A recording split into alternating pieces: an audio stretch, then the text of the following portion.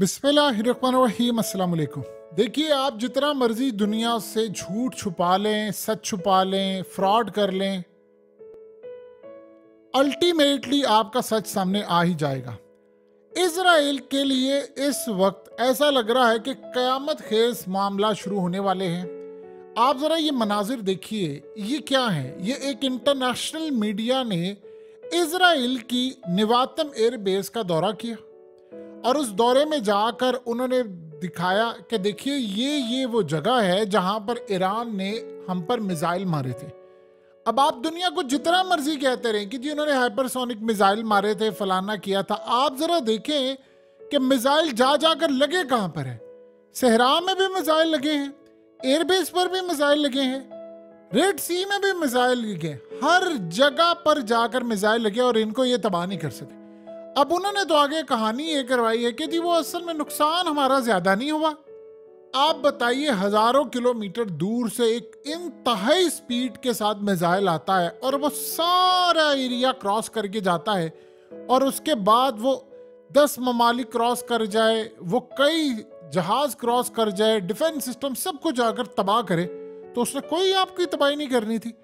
अब ये दुनिया को जितना मर्जी कहते रहे। इस एंकर ने उससे पूछा, आप एक बात बताइए हमें कि ये जो आपके यहाँ पर आकर मिसाइल लगे, आपके F-35 साथ खड़े हुए थे, स्टेल्थ आपकी सबसे तगड़ी बेस है, यहाँ पर तो आपके डिफेंस सिस्टम लगे हुए थे, अगर इस पर न्यूक्लियर वार हेड होता ये तो पूरे का पूरा शहर आपको उड़ जाना था। आगे से वो क्या कहता है, जी जी ये बिल्कुल सही बात है। तो उसने कहा इसका मतलब है कि आपके लिए तो बड़ा खतरा है। कहता नहीं, ये इसराइल के लिए खतरा नहीं है, ये पूरे रीजन के लिए खतरा है। उन्होंने कहा कि इसका मतलब है कि ईरान के मिसाइल अब इसराइल के शहर पूरे तबाह कर सकते हैं, यानी हर चीज। तो उसके पैरों तले जमीन निकल गई। आप दुनिया को जितना मर्जी पागल बना ले, अल्टीमेटली सोचे ये जो इंटरव्यू है ये कैसे हुआ है। ये दुनिया के अंदर उन्होंने उससे आने से पहले सारी चीजें क्लियर की, सब किया, मेंटेनेंस किया, अपनी मर्जी के चैनल को बुलाया, सब कुछ करा के, उसके बावजूद क्या आपके पास एक जवाब है कि आपके ऊपर मिसाइल गिरता है और उसके बाद आपका बचना अब कोई, यानी आपका डिफेंस सिस्टम फेल है, तमाम चीजें फेल है, कैसे वो आकर गिरा? इसका जवाब नहीं, क्योंकि अब जो कहानी होने वाली है वो पहले से ज्यादा खतरनाक है। आयतुल्लाह खामनाई और उनके जो एडवाइजर्स हैं, अब जानते हैं उन्होंने क्या कहा? उन्होंने कहा कि अब हमारी तरफ से दुनिया के लिए एक वार्निंग है, इसराइल का एटमी प्रोग्राम तबाह कर दें, तलफ करवा दें, वरना फिर हम आपको बड़ा क्लियरली कह रहे हैं कि उसके मुकाबले में अगर तो आपने इसराइल के एटमी हथियारों को खत्म ना किया, विड्रॉ ना करवाया इसराइल से, तो फिर याद रखिएगा एक ऐसा मुकाबला आने वाला है न्यूक्लियर हथियारों का रीजन में कि आपको अंदाजा भी नहीं है। उसका क्या मतलब है? उन्होंने क्लियरली वार्निंग जारी कर दी है कि हम आपको वार्न कर रहे हैं पूरे वर्ल्ड को। हमारी ये वार्निंग को आपने गौर से समझ लें। इजराइल का एटमी प्रोग्राम कर दें तबाह, उसके एटमी हथियार कब्जे में ले लें, अगर नहीं कब्जे में लिए तो हमारा न्यूक्लियर तैयार है, फिर हमने अगर इजराइल का एटमी प्रोग्राम तबाह कर दिया तो आपने हमसे गिला नहीं करना। अब आप ये सोचें कि तारीख में जब से इजराइल का कयाम आया है, अरब से लेकर ईरान से लेकर कोई भी कभी जिंदगी में इतना इसराइल को खौफ नहीं था जितना इसराइल को आज खौफ है, डिस्पाइट इस बात के कि इस सूरत हाल में इस वक्त उनकी पोजीशन इतनी ज्यादा स्ट्रांग लग रही है उनके बकौल।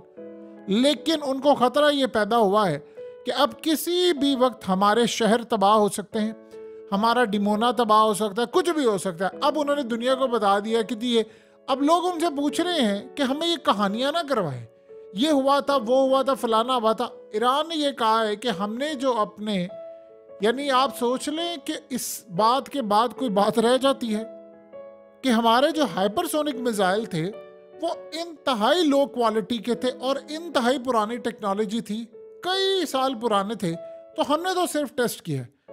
उन्होंने कहा कि हमने जो पावर दिखाई है ये पावर तो हमारी 15-20% से ज्यादा नहीं है, जो पावर हम शो करेंगे असल हमले में वो आप बर्दाश्त नहीं कर पाएंगे। आप इसी तरह अंदाजा कर लें कि इंडिया का एक ब्राह्मोस मिसाइल आकर गिरा था मियां चुन्नू, और वो आकर गिरा, लेट से उसके ऊपर अगर न्यूक्लियर वॉरहेड लगा होता तो हमारे तो शहर तबाह हो गए थे ना।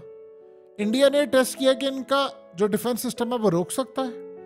अगर नहीं रोक सकता तो कितनी देर में क्या होगा कि मैं दोबारा हमला करूं, वरना वो बेवकूफ़ थोड़ी है कि वहां से जी गलती से चल गया था तो जी वहां से उड़कर आ गया था। उन्होंने मार कर ये भी देखा कि क्या पाकिस्तान में इतनी कैपेसिटी और ताकत है कि पाकिस्तान इंटरनेशनल सतह पर हमें झुका सके। उन्होंने सारी सूरत हाल देख ली, दुनिया ने उसका कुछ नहीं उखाड़ सके। अब वहां पर जो मामला हुआ है इसराइल के लिए एग्जैक्टली वही है। अब आप ये देखें कि ईरान असल में करने जा रहा है एटमी ताकत का ऐलान। अब उन्होंने करना क्या शुरू किया है, अब आप गौर करें, हर चीज में ओपनली वो खेल रहे हैं। सऊदीया के एम्बेसडर को बुलाते हैं और कहते हैं कि हम न्यूक्लियर बना चुके हैं, आपने अगर न्यूक्लियर बनाना है हम आपको मदद करेंगे, टेक्नोलॉजी चाहिए, हमारी टेक्नोलॉजी तैयार है, जो चाहिए आपको हम देंगे और आप भी एटमी ताकत बन जाए, इजराइल के खिलाफ भी खड़े हो जाए, आप भी किसी के गुलाम ना रहे। देखिए एक बात समझिए, ईरान की और सऊदी अरब की तो ताज़ा सुलह हुई है, इतनी देर लड़ाई थी, क्या ईरान क्यों चाहेगा कि सऊदी अरब एटमी ताकत बन जाए? जब दो ममालिक एटमी ताकत बन जाते हैं तो याद रखिएगा फिर दोनों एक दूसरे पर हमला नहीं करते। आज तक आपने जितनी बड़ी ताकतें इनको आपस में लड़ते देखा है, जब से पाकिस्तान ने एटमी ताकत बना है एक ही सिर्फ हमारा इंडिया के साथ मार्का हुआ, वो भी अभिनंदन पर।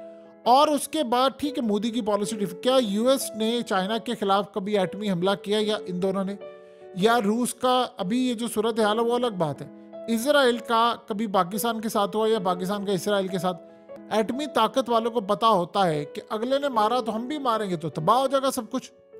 और ईरान तो इतना खुफिया खेल खेल रहा है कि यही नहीं पता कि लिबनान में हो सकता है उसके 2 वारहेड हो, 2 यमन में हो, 10-12 ईरान में हो, और पता नहीं किसी जगह इराक में कहाँ कहाँ हो, ये किसी को नहीं पता कि भाई वहां पर वो हालात है, अगर यहाँ से तबाह हो जाए तो वहां से हमला कर दें। इजराइल के पैरों तले जमीन निकल गई है। ईरान ने अब ओपनली ऐलान करना शुरू कर दिया, हर गुफ्तगू में वो ये कह रहे हैं न्यूक्लियर वार हो सकती है, न्यूक्लियर अब जो कंपटीशन है वो बढ़ने जा रहा है, और इस सूरत हाल में अगर इसराइल के हथियार नहीं रोके तो फिर बहुत बड़ा कंपटीशन शुरू हो जाएगा, फिर बाकी भी बनाएंगे, फिर सबका राइट है वो बनाना। ईरान ने ग्राउंड बनाना शुरू कर दिए कि जी आप इजराइल, आप बताइए कि कितनी दफ़ा ईरान ने कहा था कि इसराइल के एटमी प्रोग्राम और फलाना और ये इसके हथियार तल्फ कर लिए जाए।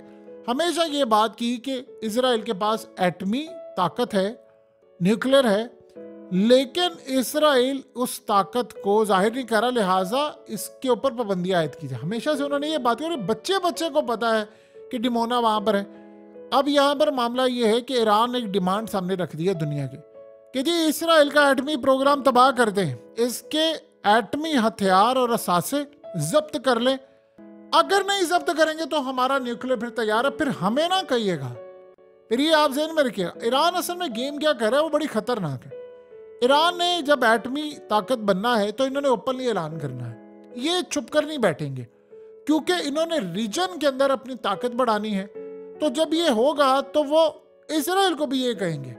तो इसराइल ने अभी तक ऐलान नहीं किया क्योंकि सबको पता है उसकी ताकत है, लेकिन वो ऐलान इसलिए नहीं किया कि जी इंटरनेशनल पाबंदियां लग जाएंगी। वैसे अमेरिका तो उसका बाप है या बच्चा है या कोई भी कह ले, कठपुतली कह ले आप, वो पाबंदियां नहीं लगा सकता, लेकिन इंटरनेशनल सतह पर चूंकि कानून बन गए हैं तो पाबंदियां तो लगानी पड़ेंगी। अब वो पाबंदियां अगर लग जाती हैं तो इसराइल के लिए बड़ा तकलीफ का मामला है। अब मसला ये है कि जब ये सूरत हाल होगी तो फिर इसराइल को ऐलान करना पड़ेगा कि जी हाँ ये हमारे पास भी है, फलाना ये है वो है। अगर वो ऐलान नहीं करता तो फिर ईरान और बाकी सबका राइट बनता है कि वो इसराइल का एटमी प्रोग्राम तबाह कर सकते हैं। अब सोचे जरा कि ईरान ने गेम क्या की है। ईरान ने अब सारी दुनिया के सामने कहना शुरू कर दिया है कि हम आपको वार्निंग दे रहे हैं, या तो आप इसराइल का एटमी प्रोग्राम जब्त कर लें, नहीं तो फिर हमारा तैयार है, फिर हम लॉन्च करने वाले, और अगर किसी ने फिर तिड़बिड़ की तो डायरेक्टली हम जाकर इजराइल को हिट कर देंगे। और ये जो टेस्ट हो गया है, अब इसराइल की जो तस्वीर सामने आ गई, उसने इसराइल के पैरों तले जमीन निकाल दी है। आप समझ लें पूरा बाउंड करके उन्होंने प्रोग्राम किया है, दुनिया के सामने अपनी मर्जी की एंकर बुलाई, चैनल अपनी मर्जी का सब कुछ। उसके बावजूद उन्होंने दिखाया कि जी हमारे पास जो कई मिसाइल आए हैं वो आकर निवातम बेस पर लगे हैं। आप सोचें एक आम बैलिस्टिक मिसाइल अगर आकर लगता है वो इतनी तबाही कर देता है, तो हाइपरसोनिक मिसाइल वहां से उड़ा है आवाज की रफ्तार से 15 गुना ज्यादा तेज, निवातम एयरबेस को जाकर उसने हिट किया है। वहां इनके F-35 तबाह नहीं हुए या वहां पर इनके फौजी तबाह नहीं हुए। यानी आप एक बात बताइए, मिसाइल ऊपर से आकर लगा है, एक नहीं कई, ये कह रहे हैं 4, वो क्लेम कर रहे हैं 10 के करीब, इंडिपेंडेंट जराए कह रहे हैं 7 लगे हैं। चले इन सब की बातों में आकर दरमियान में आ जाते हैं कि इसराइल, ईरान और इंडिपेंडेंट। इसराइल कहता है 4, ईरान कहता है 10 और इंडिपेंडेंट कहते हैं 7। चले 7 लगा लेते हैं कि दरमियान में आ जाए। 7 मिसाइल लगे हैं आकर, और उसका मतलब है कि कोई बंदा नहीं वहां पर मरा, यानी F-35 तबाह नहीं हुए। अब सवाल यहां पर यह पैदा होता है कि अगर F-35 तबाह हुए और इसराइल के इतने फौजी मारे गए हैं तो फिर ईरान क्लेम क्यों नहीं कर रहा? ईरान लड़ाई नहीं अब चाह रहा। ईरान ने जो ताकत दिखानी थी उन्होंने दिखा दी। देखिए, आज से पहले ईरान ने हमला नहीं किया, अब उन्होंने ताकत दिखा दी। अब वो कहां पर आ रहे हैं? अब जरा देखिए, अब दुनिया में क्या होता है कि ईरान असल में जंग नहीं चाह रहा था, इसराइल चाह रहा था, लेकिन अब इसराइल भी नहीं, फिलहाल नहीं चाह रहा, बाद में चाहेगा जरूर। अब ईरान ये चाह रहा था कि अगर मैं ये बात कह दूं तो उसके बाद फिर इसराइल में डिमांड ये होगी कि पूरी दुनिया में कि अब ईरान से बदला लिया जाए। जैसे इसराइल ने उनकी बेस उड़ाई थी माजी के अंदर, तो ईरान में डिमांड होती थी और अवाम उसके खिलाफ थी। अब हालिया जब वो ताकत पकड़ चुके तो उन्होंने इनकी एम्बेसी उड़ाई, तो अगलों ने पूरे ईरान के अंदर ही हुआ। अगर ये हमला ना करते तो अवाम ने इस दफा ना आयतुल्लाह खामनई को, ना इनके लीडर को, किसी को छोड़ना नहीं था। वो इतना तब्बे बैठे थे कि आपने बहुत तमाशा कर लिया, आपने न्यूक्लियर की वजह से पाबंदियां लगा ली, सब कर लिया, तो अब हमला करो ना। अगलों ने कर दिया हमला।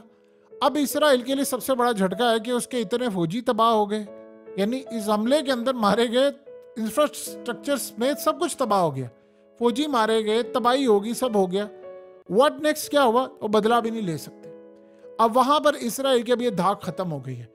अब वो कह रहे हैं दुनिया को, जी हाँ फलाना। आप दुनिया को सिर्फ इतना ही बता देना, आप किसी भी जाकर साइंस को पढ़ ले, आप सिर्फ इतना चेक कर लें कि अगर एक मुल्क से दूसरे मुल्क पर हाइपरसोनिक मिसाइल जाकर टकराए, कोई रास्ते में उसको सिस्टम ना रोक पाए, तो क्या वो सिस्टम जब रोकेगा नहीं तो उनकी बेस है जहां पर वो हिट करेगा तो एक छोटा सा गड्ढा बनेगा? ये बेवकूफ है। जिन्होंने मारा है ये सोचकर, उन्होंने बड़ी प्लानिंग की हुई थी, उन्होंने क्लेम नहीं किया। ऐसा ही होता है।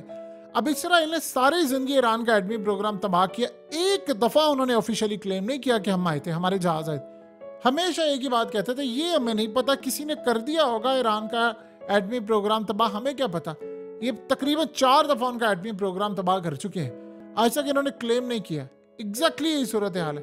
ईरान ने हमेशा ये कहा कि जी फलाना किया, ये किया। अब हालत ये हो गई है कि वो धमकियां दे रहे हैं कि हम इनका एटमी प्रोग्राम या तो तबाह, आपने ना कि हम तबाह कर देंगे। इन्होंने असल में करना नहीं है, इन्होंने तबाह कब करना है, प्लान समझिए इनका। इन्होंने तबाह करना है कि जब इसराइल ने इन पर करना है हमला। अब इसराइल के लिए दिन खत्म हो रहे। आप सिर्फ ईरान के बयानात देखिए, हर रोज उनका कोई एडवाइजर उठकर ये बात कह रहा है कि जी या तो इसराइल के हथियार ले लो, नहीं तो फिर हम भी आ रहे हैं। फिर एक और भी बात होती है कि जी अगर इसराइल ने हमारी न्यूक्लियर फैसिलिटीज तबाह की तो हम उनका एटमी प्रोग्राम उड़ा देंगे। ओके, फिर नेक्स्ट ये सूरत हाल होती है कि ठीक है जी, अगर इसराइल के पास भी है तो रीजन में बाकियों का भी हक है कि उनके पास भी एटमी प्रोग्राम होना चाहिए ताकि बैलेंस रहे। अब वो किसको सुना रहे हैं? वो कह रहे हैं इसराइल के पास। अब इन्होंने जब बना लेना है तो आप जानते हैं इन्होंने प्ली क्या देनी है? इन्हें प्ली ये देनी है कि इसराइल का भी तो है ना, अब उसको तबाह करें। अब सारी दुनिया को पता है इनका प्रोग्राम है, अब आप डिनाई तो नहीं कर सकते, अमरीकी कह रहे हैं, सबको पता है। तो फिर क्या सूरत हाल है? ईरान उस जवाब की आड़ के अंदर ये काम कर रहा है कि जी ये सब कुछ होने जा रहा है।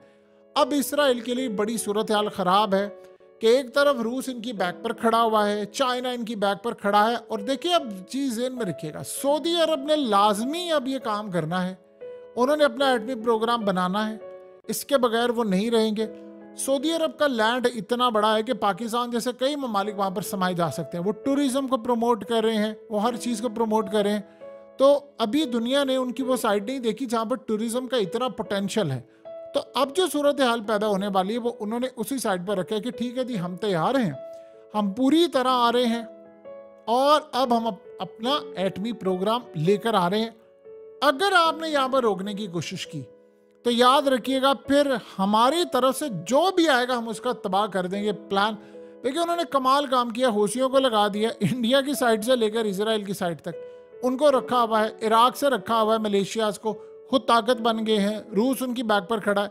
और जो सबसे अहम बात है, अभी हालिया ये बात हुई थी कि अमेरिका ने कहा कि इनके पास S-400 है, लेकिन हमारे पास इंफॉर्मेशन है लेकिन एविडेंस नहीं है, ये बात कही। और फिर अगली दफा उन्होंने क्या बात की, उन्होंने कहा जी इन्होंने रूस से लिए थे पार्ट्स S-400 के। अब रूस से पार्ट्स लेने के बाद इन्होंने काम ये किया है कि ये वहां पर अपना डिफेंस सिस्टम बना रहे हैं, उसमें सारी चीजें टोटली सब कुछ वही S-400 वाला लगा हुआ है, सिर्फ ऊपर से डिजाइन थोड़ा बदला है, पेंट शेंट बदला है, चीजें बदली हैं और अलग सी लुक दे दी है उसको, ताकि वो पता ना चले। चले दोनों साइड मान लेते हैं, ईरान के पास S-400 है या S-400 को ऊपर से पेंट शेंट करके उसको जरा टिप टॉप करके अपग्रेड करके बता दिया कि ये, और साथ अपना नाम दे देंगे जी हमने बना लिया।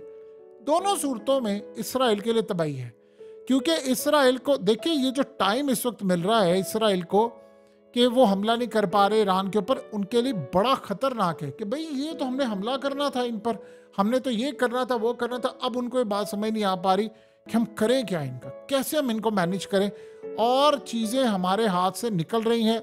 ऊपर से आप ये देखिए कि अब इसराइल इंटरव्यू के अंदर उनके ऑफिसर जो हैं वो ये बात कहने को तैयार हो गए हैं कि जी हाँ बिल्कुल ये सही बात है कि हमारा मुल्क इस वक्त बिल्कुल ईरान के निशाने पर है, और शायद हम अब पूरी दुनिया के साथ इस वक्त तबाही के दहाने पहुंच चुके हैं, क्योंकि किसी भी वक्त ईरान हम पर हमला करेगा और हमारे पास रोकने के लिए कुछ नहीं।